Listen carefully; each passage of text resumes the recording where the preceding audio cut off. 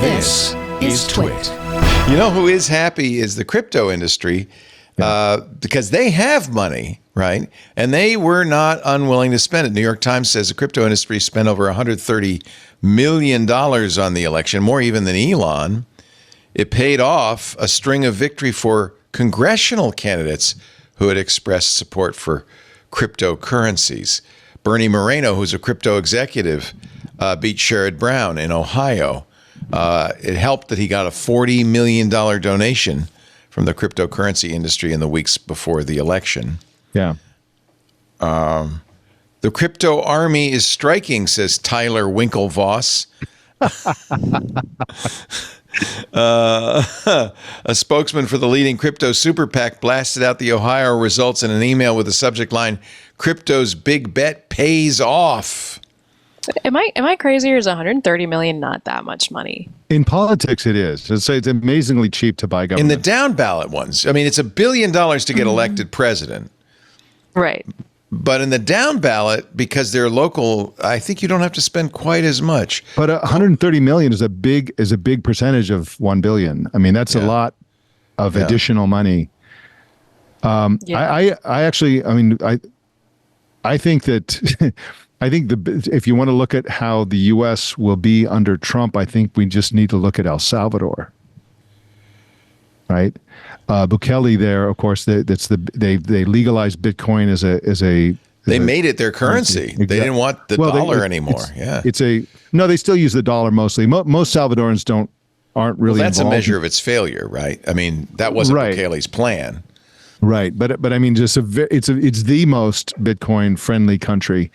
And also, the other thing about El Salvador that's notable is the roundup of all the gang members without any trial, with no representation, with no hope of an appeal, and just a massive human rights violation that also was very, very, very popular in the country because it basically went from the murder capital of the world to one of the safest countries in the world overnight. So I fear that the treatment of immigrants, undocumented immigrants, is going to be not as draconian as rounding them up and putting them in prison, but pretty draconian.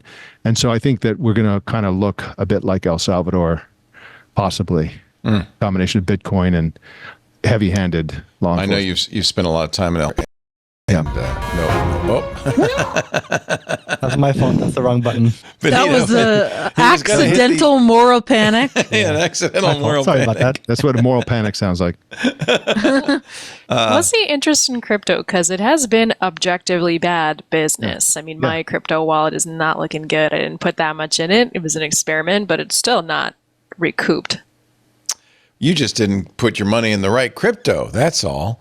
Actually, it's Bitcoin's down. $75,000 right now. I mean, I guess I was like that hype when everyone was talking about it. It hasn't recovered, though. It has not been a steady up and up and up. It has not been a consistently good business, which is like a little surprising to me that it's back in the conversation in such a big way.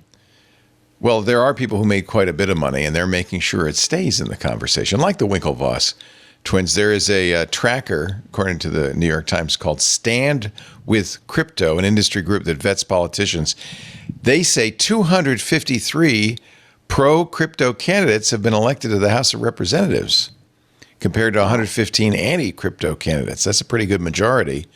In the Senate, 16 pro-crypto candidates, like Bernie Moreno, were elected, 12 anti-crypto candidates. So you've for sure got a Congress that's pro-crypto. You've got a president-elect who, as I mentioned, said, let's get rid of Gary Gensler. We don't want that, any regulation of crypto, basically, I think is what he's saying. It sounds like we need to rebrand Congress as the Crypt. Hey, it's Leo Laporte. I hope you enjoyed this little snippet from our show This Week in Google. For the full show, you can either go to our website, twit.tv/twig, or find Twig in your favorite podcast client. And, of course, there's links right below, somewhere down there, for more information.